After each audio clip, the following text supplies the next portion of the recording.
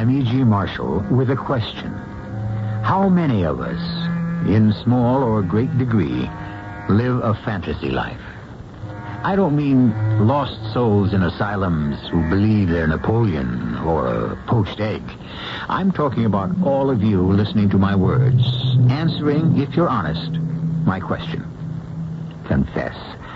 Aren't there those unhappy, bruising times when you slam a door on reality and take refuge in a place that never was?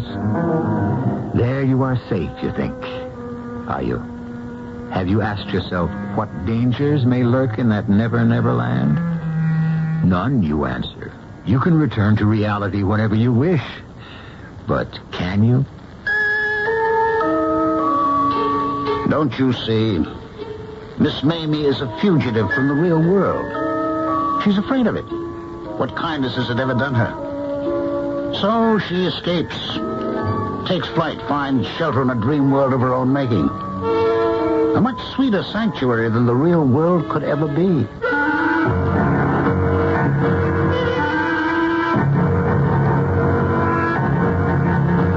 Our mystery drama, Catch a Falling Star, was especially written for the Mystery Theater by Nancy Moore and stars Carol Teitel.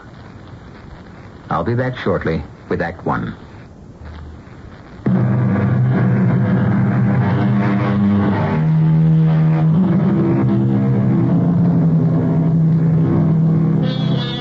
When it happened, this odd story I want to tell you, Miss Mamie was in her late 70s. They say when she was young, she had been pretty.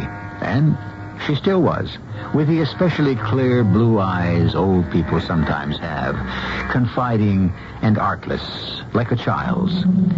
Hitched with twisted hairpins to the screen door of her little gray house was a homemade sign which said, Miss Mamie Mopin, seamstress. She wasn't a very good seamstress, but most of the women in that small town near Philadelphia went to her for simple alterations because, well, let Grace Browning tell you why. Grace knows this story best. She lived it. The real reason most of us went to Miss Mamie is a little embarrassing. Standing in our slips in her cluttered Victorian parlor, we stopped being perfectly ordinary housewives. We became exciting celebrities because that's what we were in Miss Mamie's dim eyes. She made up thrilling stories about what had happened in those dresses we had brought. Any old dress, plain, out of style. And about those of us who wore them. In her mind, she had worn them too. Lived a romantic life she had never known herself. She'd go on and on. Now, what did we do in this dress? Did we wear it to the theater in New York?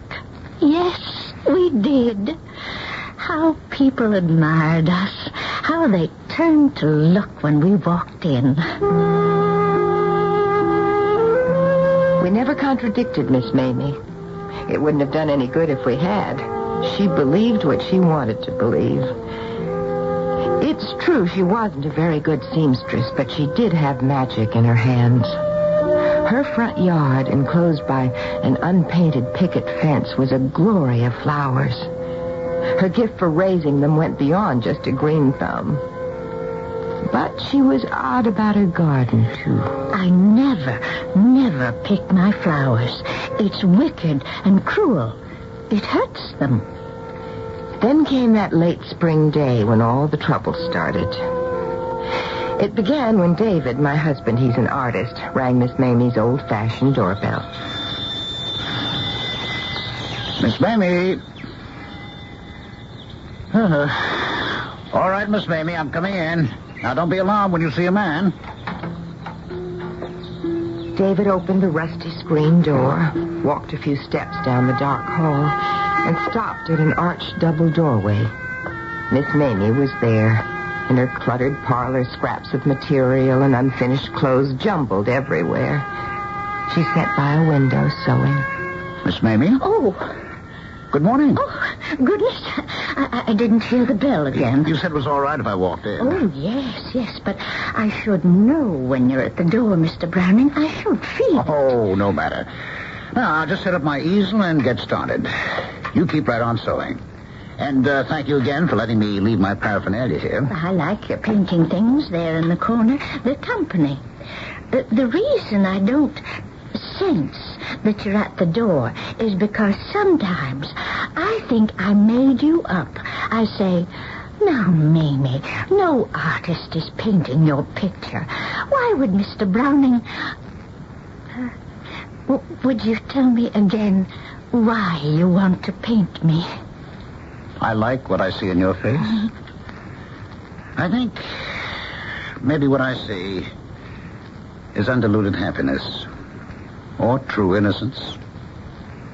Lord, I don't know. And will my picture truly go to... Oh, tell me again about that. It will hang in an art gallery. Are you sure? Oh, remember what I told you? Right after my daughter's wedding, I'm having a one-man show. An exhibition. Oh, I'm going to New York. I'm going to New York. And all the people will see me. Well, not unless I get this portrait finished. Now, will you begin sewing, please? Oh, dear. I haven't asked how Mrs. Browning and Miss Hallie are. Oh, they're just fine, thank you. They must be so excited over Miss Hallie's wedding plans. Oh, a wedding? Just think. Hallie told me to ask you again to come to the wedding. Oh, no. Well, I know you never go anywhere, Miss Mamie, but you love pretty things. Is there anything prettier than a wedding? No, I couldn't. No, thank you kindly. I couldn't. All right. Would you turn just a little to the left, please? Is Miss Hallie marrying a nice young man? Mm-hmm. I forget his name. Jerry Wallace. Once, I was engaged to a nice young man. His name was Martin. Martin. Hold that look, Miss Mamie. Hold it, please. His name was Martin. Soon after David came home that morning, I was parading back and forth in the living room, modeling a summer dress, an out-of-style chiffon number I wanted David and Hallie to make up my mind about. Was it or wasn't it worth altering? Mother, are you sure you didn't get that at a garage sale? Or out of the ark? Honestly, I don't know how fashion designers do it. Make us look out of date every single year. How was the sitting? Oh, same as always. Miss Mamie asked the same questions, made up the same little yarns about... No. Wait a minute. Today she had a new one. Asked about Hallie's young man, and then said once she had a young man herself, named Martin. Poor old thing. Oh, dear. Wedding talk. So she steps into Hallie's shoes. Miss Mamie never had a beau in her life. Since she was 15, she's had to take in sewing, and she was a recluse even then. Afraid of the real world as far back as that. Well, just the same, she's not a poor old thing, Hallie, not really. Maybe she never had any romance of her own, but you can't say she doesn't stitch romance in everything she makes. But, Daddy, she never goes anywhere. She never has. All she does is sew and grow flowers. What kind of life is that? Well, she lives in a fantasy world. It's much better than any real world could ever be. Sits there and weaves pretty stories about her customers. David, did you ask her again to come to the wedding? Mm-hmm. It's no use. She's afraid of the real world. Well, I'm glad I'm not. It's a lovely world. Daddy, when you give me away, I want you to sound terribly dignified and impressive. How did you think I'd sound? Who give her this woman? I do, David D. Browning, a sometime artist, full-time father. And come to think of it, Reverend Sir, I'm not so sure I'll give my only daughter to this young upstart. How's that? Oh, perfect. It's adorable. And you will, too, give me away, you stingy old thing. You've had me around for 19 years. Well, you two fight it out. I'm going to Miss Mamie's.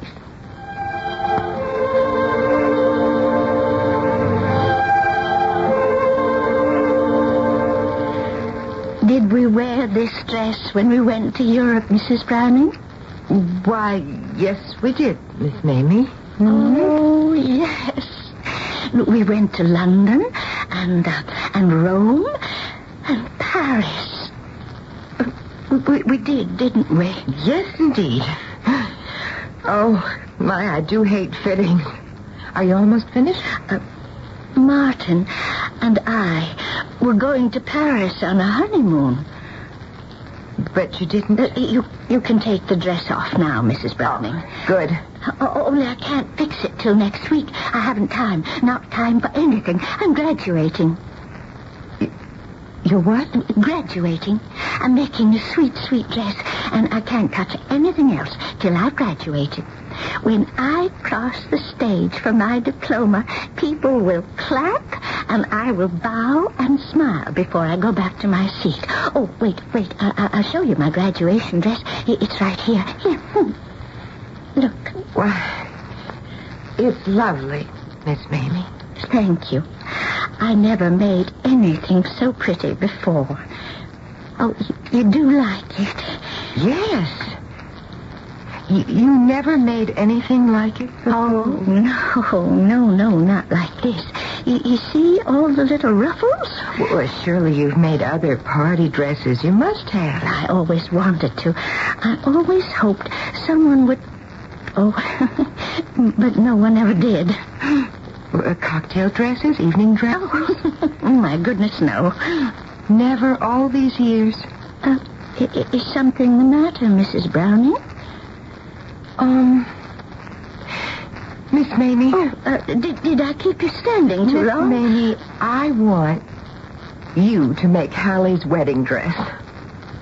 I thought you said make Miss Hallie's... Oh, no, you couldn't have. Yes, I did. I want you to make her wedding dress. Would you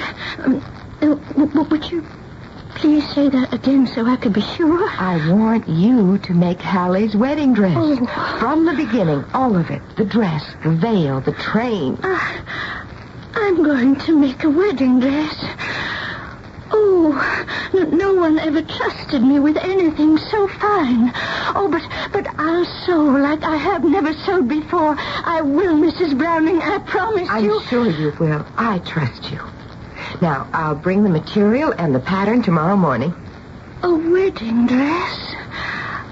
A wedding dress?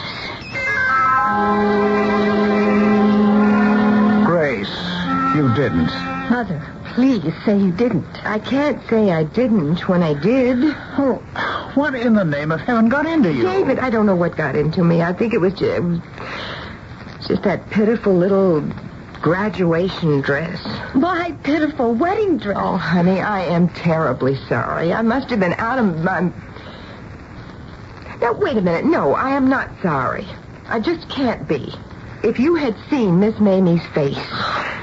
You always said even her hems look homemade. And now you let her make... Darling, listen. Now, just listen. I will see that she does it right. Now, there's plenty of time, a whole month. So she won't be hurried. I'll stay close to her. I'll watch every stitch. Nothing can possibly go wrong. Nothing except it'll look like a moo-moo. Hallie, if everything isn't exactly right, if your dress isn't perfect, style, fit, everything, I promise we'll go to New York and buy any bridal gown you want. But I wanted the pattern I chose, the material I chose. Oh, I can see her cutting it. Snip, snip, snip, and she'll ruin it. If she does ruin it, we'll find one just as beautiful as the one you planned. All right, darling? Hallie. All those years, nothing but hems to take up or let down. Seems to let out for people who get too fat or take in for the ones that get too thin. 60 years of making up her fairy tales out of things like that. Now Miss Mamie will have a wedding dress. Oh, what a lovely dream she'll dream out of that. It's all right, Mother. The next morning, when I took the satin and tulle and lace to Miss Mamie, for the first time in living memory, the hodgepodge sewing room was neat and tidy. Everything had been cleared away for the wedding dress, and a sheet spread on the floor. When the material and pattern were laid on it, Miss Mamie kneeling to cut, she touched the satin with such tenderness. I could really have cried. It was as if she were in her garden, touching her flowers. Am I doing it all right? Why, I needn't be here at all, Miss Mamie. No one could possibly do it better. I'm making a wedding dress, Mrs. Browning. I'm making a wedding dress. You certainly are. Now, would you like me to cut out the panels while you bake Don't you touch it. Don't you dare touch it. Not any of it. I know what to do. I've always known. Don't you touch it.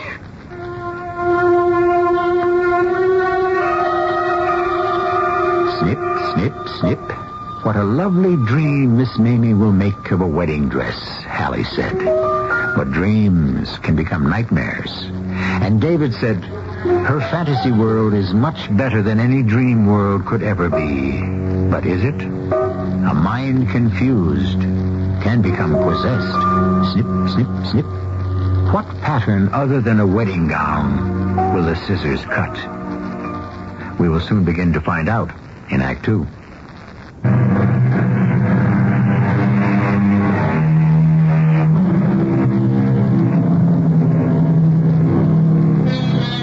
Afternoon of the day Miss Mamie cut out the wedding dress, David Browning arrived at her house to work on the portrait. He walked jauntily through the gate, down the plank path, up to the steps. But as he reached to ring the bell, he caught sight of something farther along the porch. Under a window, his folded easel, paint box, palette, and the unfinished portrait. Not crediting his eyes, he walked over to his possessions, staring down at them. At that moment, Miss Mamie appeared at the open window, mistily seen through yellowed lace curtains. She was holding white satin crushed against her. Miss Mamie. I was waiting for you. The portrait out here? I put everything out to save time. Save time? So you wouldn't have to come in. You see, there isn't any time to spare, Mr. Browning. There's only a month. There's only... What? The dress. A month to make the wedding dress. But you're saying that you don't want me to paint while you make the dress? You can't. Well, why not? You just said and sew the way you always have. Oh, no, please. I couldn't sew right. But I thought you liked sewing while I paint. You said you like someone to talk to. That was before the wedding dress. Don't you understand? I'm making a wedding dress, Mr. Browning. I can't think about anything but the dress. Not pictures, not people, just the dress. Please try to understand. I think I do understand. Yes, I think I do.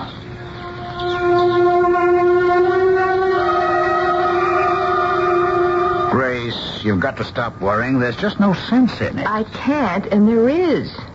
Almost 2 weeks, and Miss Mamie's done nothing day and night but work on Hallie's dress. Turned down all other work. Sent back what was already ordered by other people, even Sue Wayne's graduation Well, dress. it's what Miss Mamie wants to do, so what's there really to worry about when you and Hallie both keep saying the dress is perfect? The most delicate little stitches. It's so slow, so painstaking, and all by hand. I never dreamed she could sew like Well, I know, sweetheart. You keep telling me, but can't you see she's having the time of her life? But you haven't seen her lately. So thin, David, under such a strain. If only she'd let me help her a little. I understand her fierce jealousy about it, but it's too much work for any one person, even somebody younger.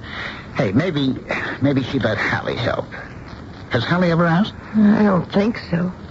She's the bride. Miss Mamie would probably approve of a bride sewing a fine seam on her own wedding gown. Sew a button on her or something. Get Hallie to try. Remember what happened when I... Well, yes. That's a good idea.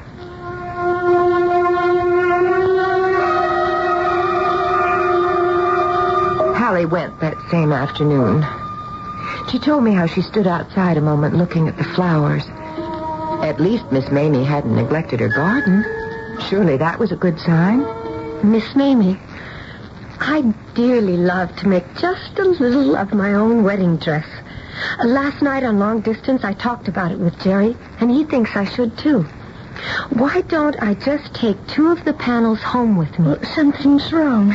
I'm doing something wrong. Oh, no, nothing's wrong. It's perfect, all of it, everything. Oh, don't take the panels, Miss Hallie. Please don't take them. I'll do them right. I wouldn't hurt them. You know I wouldn't hurt them. Please. I won't take them. I promise I won't. But you said It was just a notion, not even a good one. We'll both forget all about it. Yes, we'll forget. Thank you. Thank you. Oh, and I have the loveliest idea, Miss Hallie. Early this morning, I was talking to my flowers, and they told me. They said, sew little pearls on the wedding veil like drops of dew on the lace. Pearls outlining the pattern on the lace. Oh, I think I'd like that very much. Mm-hmm. Tiny little seed pearls. I have some. They were Mama's. Oh, Miss Mamie, I wish you'd come to my wedding. I mean, don't you want to see the dress in its right setting? The church and "Oh, promise me" and the flowers.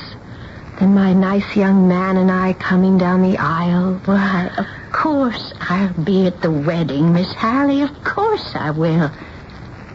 Whatever made you think I wouldn't?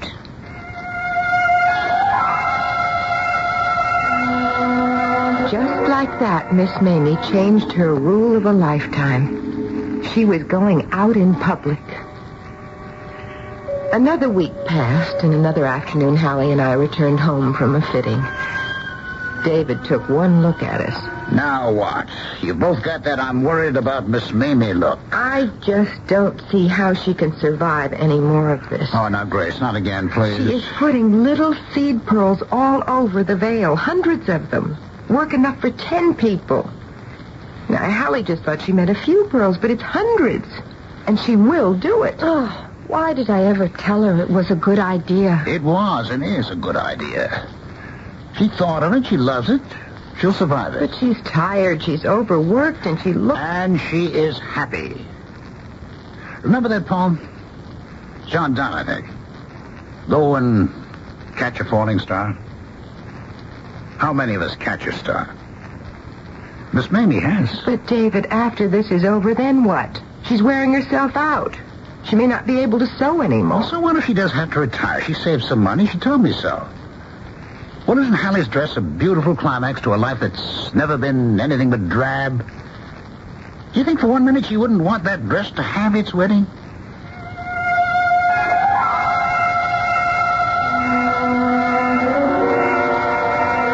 Miss Mamie had promised us the dress 3 days before the wedding. She was miraculously on schedule. The day came for the final fitting. The next day we would take the dress home. I went with Hallie and watched, both of us speechless, while she put the dress on. Miss Mamie fluttering and clucking. Hallie and I could only stare at what was reflected in the mirror. Speak? I couldn't. And finger to lips, I warned Hallie into silence. My daughter stood there and let Miss Mamie pin and tuck, murmur and caress, and we said nothing. When the fitting was over... Now, up over your head, Miss Hallie. Oh, careful. Don't hurt it. There. Now, I'll just go in the other room for tissue paper. I always lay it on tissue paper. I'll only be a minute. Why wouldn't you let me say anything? Hallie, what was the use? How could she? Why? I don't know. I can't think. I'm sick. Oh, my dress. My beautiful dress is hideous. All that junk on it. Ruffles and sequins and fake flowers. And she's recut it. It doesn't even fit anymore. Why would she ruin it like that? She didn't even notice that we said absolutely nothing while you tried it on.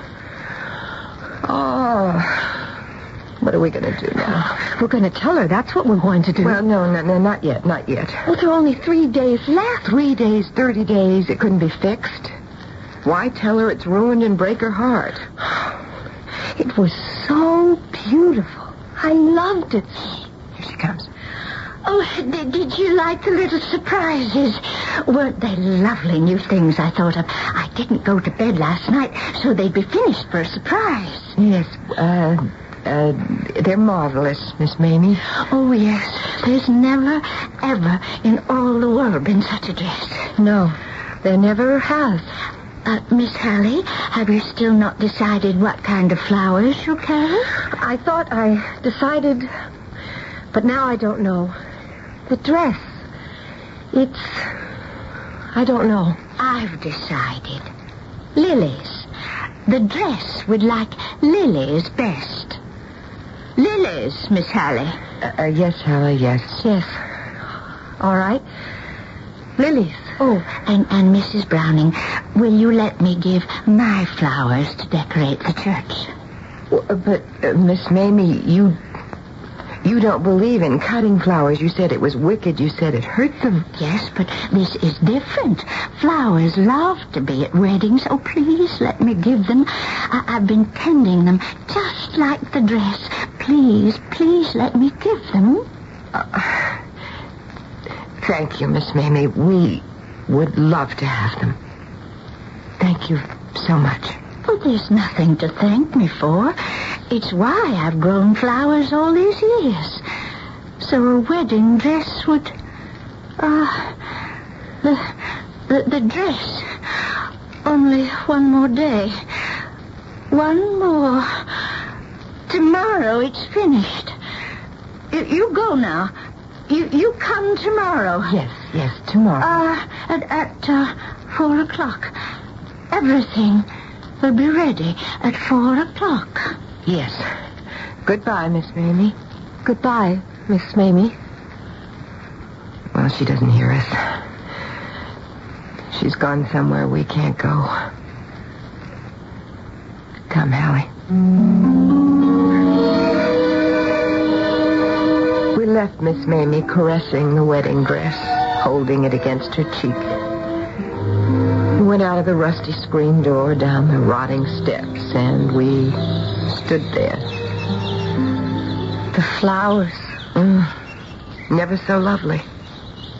They are for a wedding. At least she didn't ruin the flowers. No. Only my dress.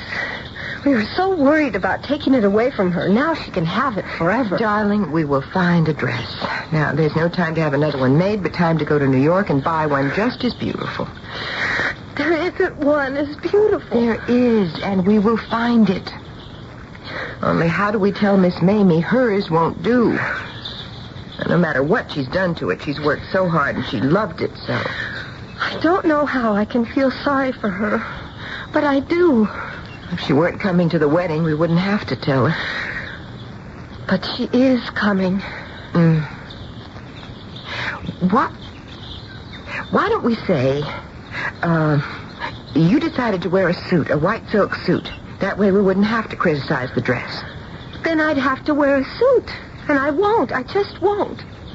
My dress is ruined, and I won't have my wedding ruined, too. All right, now, you're right. Of course, a suit won't do. Would the best way be not to tell Miss Mamie at all? We take the dress home tomorrow, pay her, thank her, let her be happy and proud as long as she can. Happy for 3 more days? Go and catch a falling star. She caught a star, but when she held it in her hands, she tarnished it. And we always thought her fairy tales were harmless little games. They weren't games. She's not right in her head. And now she's on the edge of... Yes, she is. Her eyes, did you notice? They glittered like the sequins on my dress. No matter what we do about the dress, her heart will break. And will we push her over the edge?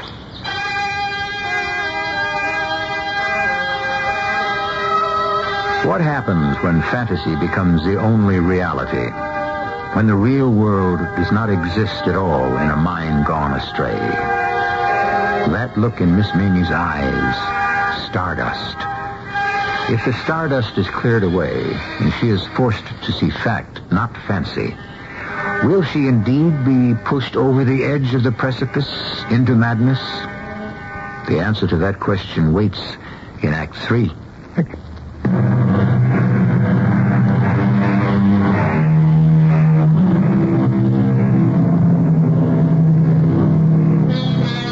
Yes, it was the poet John Donne who wrote Go and Catch a Falling Star, followed by the lines, Tell me where all past years are, or who cleft the devil's foot. And we are reminded of Miss Mamie's lost years. Then we're constrained to ask if the devil is indeed part of what may come to pass when satin and lace and tulle are pronounced unacceptable. Grace and Hallie Browning had no solution for the problem of a blighted wedding gown. But David Browning had not the slightest doubt what should be done, and said so. She has to be told.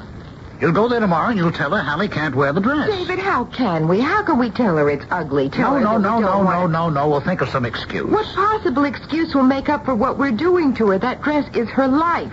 The only thing in the world that matters Well, to just her. the same, you'll tell her. Daddy, if you think it's so easy, you tell her. I didn't say it was easy. I said she had to be told. If she's not more than a dress, will be ruined. The wedding, she'll sit in that church waiting for the dress, her dress, to come down the aisle, and when it doesn't, there's no telling what that dear old lady will do. Are you willing to take that chance? Oh, David. She'll cry. She'll make some terrible scene. Now, let's stop it, Hallie. Now, listen to me. You're both worried because you'd have to take the dress away from her. Now, you won't have to. It's hers now. You give it to her, and without telling her it's spoiled. David, you keep saying what we're to do, but you don't say how. Just how do we explain why we're giving it to her? Well, we'll say Hallie changed her mind about the style of dress she wants. Well, what's the matter with that? Hasn't a bride the right to change her mind? I won't wear a suit. Mother had that idea. I won't. No, not a suit. Just a style.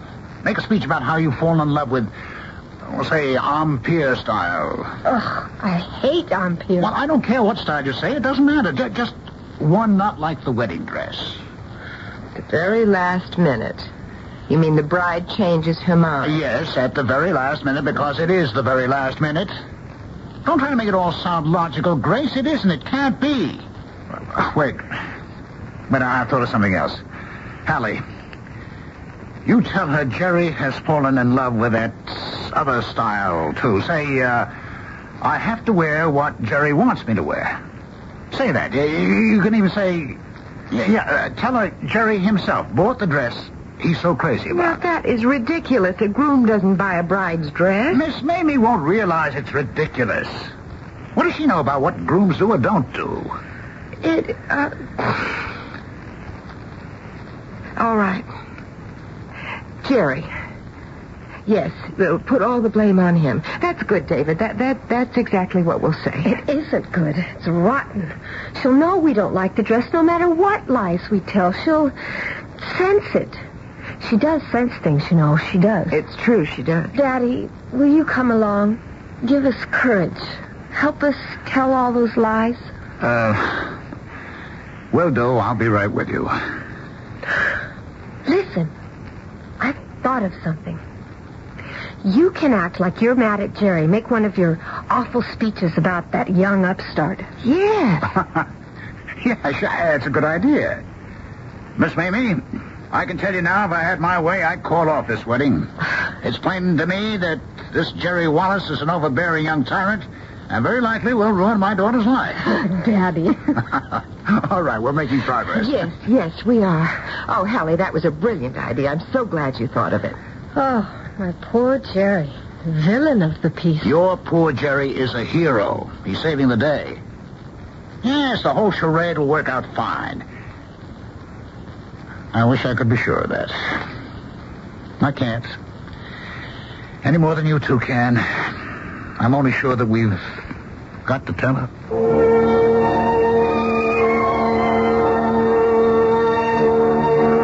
David was right. We couldn't be certain the tangled plan would work.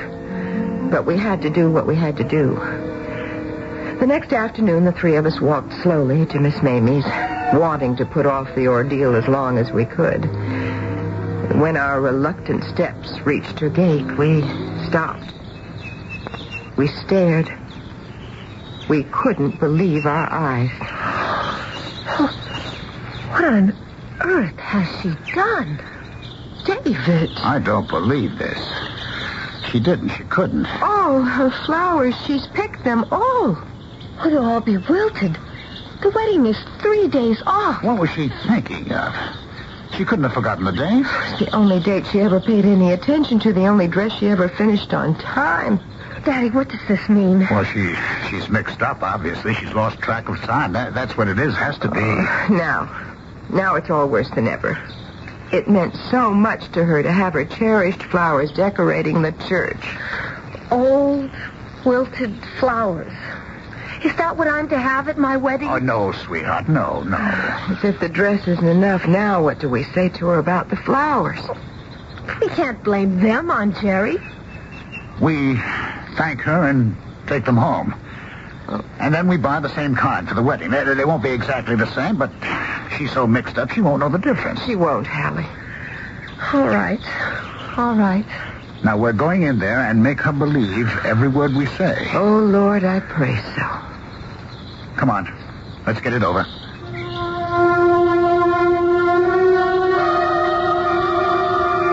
We went in the front door. Miss Mamie had told us never to bother to ring. We walked down the dark hall and turned into the parlor. Once again, we stared. The room was a bower, a garden, everywhere beautiful flowers, great vases of them on tables, windowsills, on the floor, clusters behind pictures, nosegays pinned to the curtains, cascades of ribbons falling from the chandelier, the mantel marvelously arrayed. And Miss Mamie, nowhere to be seen. What does it mean? Why on earth has she done this? What is it for? Daddy? I don't know why. Now, wait. I think I do know. It's a pathetic celebration. Because the wedding dress is finished. It's a kind of art exhibit. The talented artist displaying her flowers. Her dress. I think it's all in honor of the dress. Remember, Hallie, she said everything would be ready at 4, not just the dress, everything? Everything meant all this, too. And everything gets worse and worse and worse. Now what do we do? Now, darling, don't cry. Now, please don't cry. But, Mother, she did want her flowers in the church, so why did she use them all in her house? All of them. She could have left some outside. She could have divided them. She could have, but she didn't. But I don't... Hallie, dear, don't try to understand. It can't be done. No, it can't. We'll just tell her they're beautiful. Where on earth is she? Well, find her. Just find her. I can't stand any more of this. I want to get it over with and get out of here. Yes, so do I. Miss Mamie? Miss Mamie? Maybe she's ill. Maybe she... She was there. Miss Mamie, standing in the archway, smiling. She was wearing the veil and the wedding dress. Its satin frame spread like a great white flower about her feet. In her arms, lilies. Almost, she looked young, serene, happy, radiant. A bride. Welcome to my dear friends. Miss Mamie. Please, sit down with the rest of the guests. The minister will be here very soon. And so will Martin.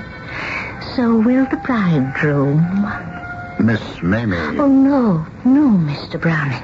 I'm so sorry, but I daren't stay here and talk. Martin mustn't see his bride before the ceremony. It's very bad luck. I'll go now and wait in the next room. He'll be here soon. My beloved will be here soon. Oh, my. No, Grace. No, Hallie, it isn't sad. It isn't tragic. Oh, David, how can you say that? It's pitiful. It's terrible. No. Not if you see with Miss Mamie's eyes. Don't you see she's lived a whole life while she made the wedding dress? A life she never had. While she sewed, she was a young girl. Courted and loved. Proposed to and promised. And now at last, after waiting so long, she's a bride. She really did catch a falling star and kept it untarnished.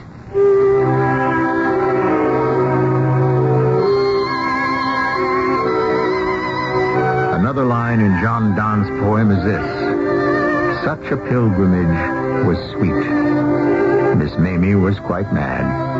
Yes. Lost in fantasy, yes.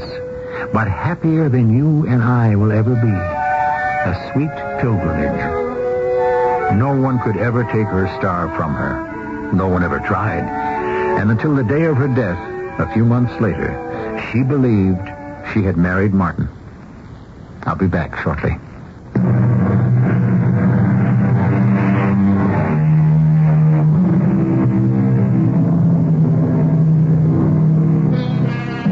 Would you like to know what happened at Hallie's wedding?